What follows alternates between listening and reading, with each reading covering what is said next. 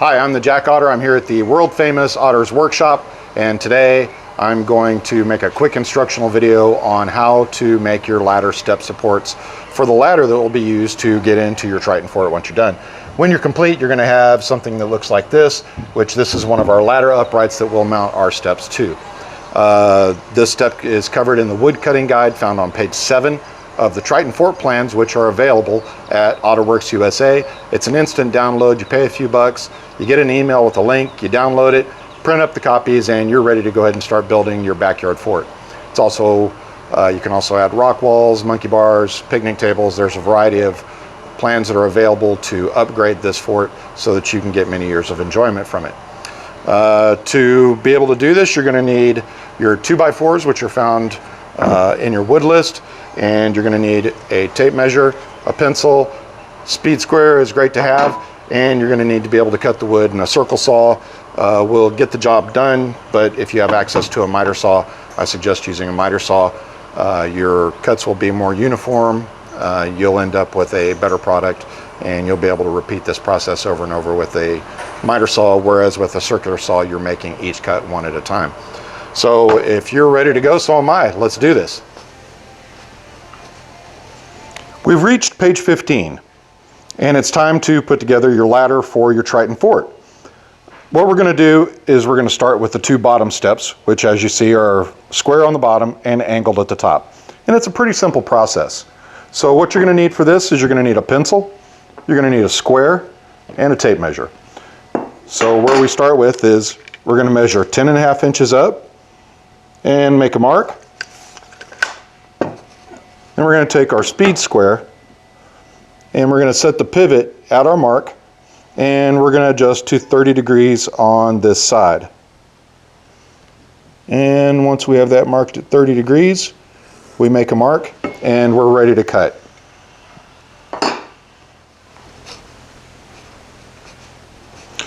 So I marked that at a 30-degree angle, took it to my miter saw, and made a simple 30-degree cut. Now to make the second cut, to make sure that these are exactly the same size, I'm going to mark my original cut with just an O. That tells me that it's the original. You can see my O right there. We're going to slide that down. We take our original and we set it down, and we make a mark across the 90-degree side, and we make a mark. And take it over to the miter saw and make a cut. Now what you should have is you should have two 2x4 blocks with 30-degree angles at the top. When you put them together, they should be pretty close to about the same. And you're going to have opposites. You're going to have one angled one way and one angled the other way. These are going to be your bottom steps. Now, once we have those and we've confirmed that they're in good shape, notice that my O is there, we can set these aside for a few minutes and we move on to the next board. And in this case, what we're going to do is we're going to use our speed square once again, and we're going to mark a 30-degree angle. Our corner is our pivot. We set the angle on this side at 30 degrees and we mark. If you're using a miter saw, most times you can just set your saw at 30 degrees and make your cuts. Really, you want to go through this process if you're using a circle saw or a skill saw, and you have to make that cut pretty accurate. So from here, we're going to go ahead and make another 30-degree angle cut, and I'm going to show you how I repeat the cuts until we've made all of our ladder supports.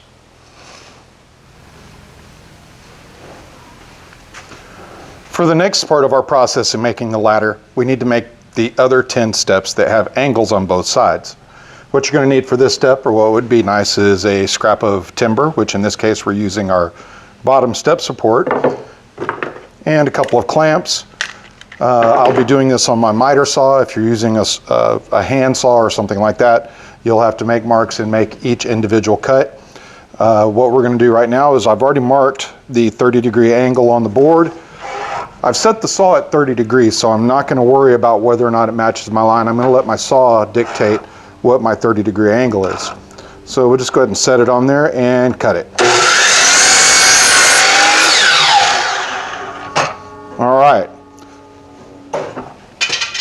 Next we go to the short side of our angle, and we're going to measure, or long side, but we're going to measure down 10.5 inches.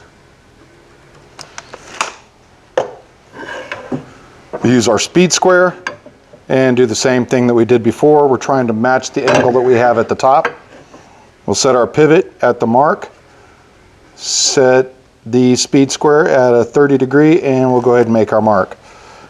And what this should give us is that should give us a board that has a 10.5 inch measurement from the short side to the short side, or from the long side to the long side. And we'll go ahead and make that cut.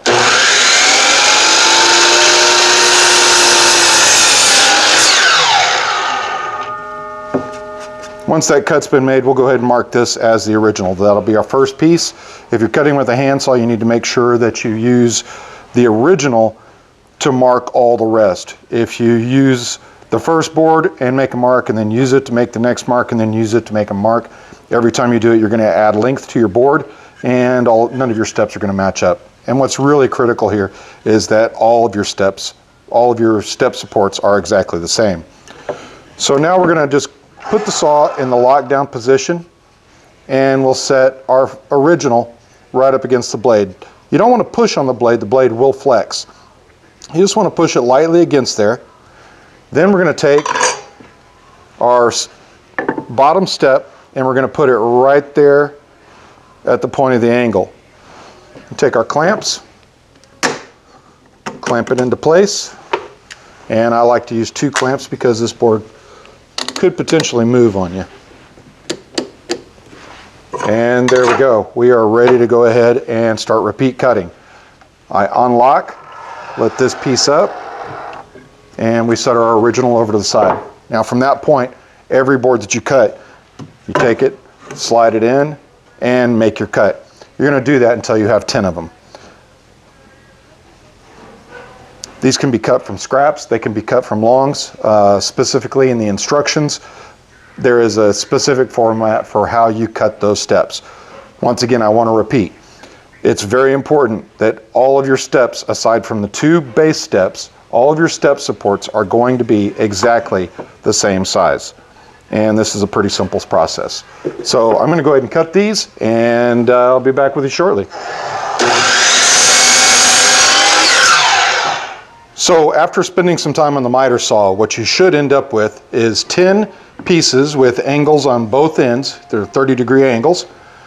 You will end up having 5 left and 5 right. And they're pretty interchangeable. So, you know, in this case, I've used some scrap redwood that's been laying around. It's been outside for a while, so you've got a patinaed surface on one side and maybe a crack on the other, or it's looking pretty good. When you're putting the ladder together, you can actually decide to maybe put the crack up against the main support, the main 2x4x84 support, or you could put the patina side down so that you can see what's going on with it. It's really your choice, but if you're wanting it to be pretty and you don't have pretty wood, this is where you get to hide all your junky stuff. Or if you've got a beam, one of your 2x4s has a big crown or a big bend in it, you're going to be able to cut it up into little tiny pieces, and it's the curve or the warp in the board is not going to affect how your ladder goes together. You will also have your 2 base pieces, and at that point it's going to be ready to go. You can do some pre-drilling if you want. What I like to do with the pre-drilling process is I go ahead and set my boards down, and I'll use my tape or my speed square, and I'll mark points at which I want to drill my holes. And in this case, I'm going to set them at about 7/8 up and about 1.5 inches in. And I can pre-drill that with a 1/8 inch drill bit, and I'm ready for my assembly process. Now that's one way to do it. Another way to do it is to go ahead and set it all up and pre-drill it and put your screws in as you're building it. So what you want to do in that case is you want to just take a look at your boards. Your ladder is going to be actually working like this. You're going to step up to it, and your step's going to mount right on top. So this is going to be up against your main support for your ladder, and this is going to be up against your support for your main ladder. So I'm going to go ahead and, oops, I did that wrong. This is going to be up against your ladder support, and this side's going to be up against your ladder support.